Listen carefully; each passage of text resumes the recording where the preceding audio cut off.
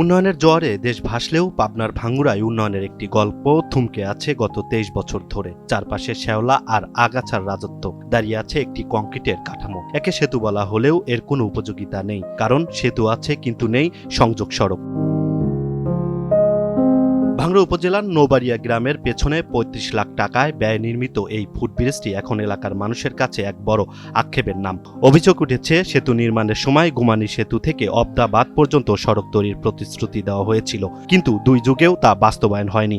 এই ব্রিজটি যখন নির্মাণ হয় তখন আমরাও অনেক ছোট ছিলাম, আমরা এখন বয়সের ভারে চলে গেছি, কিন্তু এই ব্রিজ থেকে মূল সড়কের সাথে যে সংযোগ সড়ক হওয়ার কথা সেটা নির্মিত হয় নাই। আমাদের এখান দিয়ে সোজা একটা সংযোগ সড়ক বিশেষ প্রয়োজন, বিশেষ করে একটা রোগী ধরেন রাত বিরাতে ২ কিলোমিটার রাস্তা ঘুরে যেতে অনেক সময়ের দরকার। এটা যদি সরাসরি সংযোগ রাস্তা করা যায়, এটা ভাঙ্গুড়ার মানুষের জন্য অত্যন্ত একটা গুরুত্বপূর্ণ একটা সংযোগ সড়ক প্রয়োজন।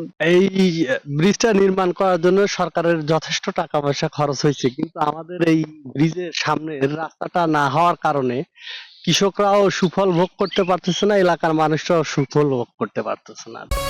প্রতিদিন গোসলে সিরামের উজ্জ্বলতা মেরি সিরাম সোপ বার। মাত্র ৩০০ ফুট সংযোগ সড়কের অভাব আর এই সামান্য রাস্তার অভাবে চলনবিল এলাকার অন্তত ২০টি গ্রামের মানুষকে প্রতিদিন প্রায় ৩ কিলোমিটার অতিরিক্ত পথ ঘুরে চলাচল করতে হচ্ছে। রোগী পরিবহন কিংবা কৃষিপণ্য আনা নেওয়ায় পোহাতে হচ্ছে চরম ভোগান্তি। ব্রিজটা হয়েছে বর্তমান ২০-২২ বছর ধরে, কিন্তু এইখানে রাস্তা না থাকার কারণে আমাদের ৩-৪ কিলোমিটার ঘুরে ভাঙ্গুড়া যেতে হয়। মানে ওখানে ব্রিজটা হয়েছে ২০-২২ বছর হলো, কোনো রাস্তা হচ্ছে না। এই সংযোগ সড়কটা না থাকায় প্রত্যেকটা গাড়িওয়ালা ভুক্তভোগী ২ থেকে ৩ কিলো রাস্তা ঘুরে যাতায়াত করতে হয়। ওইভাবেই পড়িয়ে আছে, জায়গা বাসা কেউ দেয় নাই। জায়গা বাসা না দেওয়ার কারণে আমার এই বিপদে হালাত হয়েছে। আমরা যে কৃষক মানুষ যাতায়াত করব, এই যাতায়াতের লাগে খুব বেকায়দা পড়ে আছি।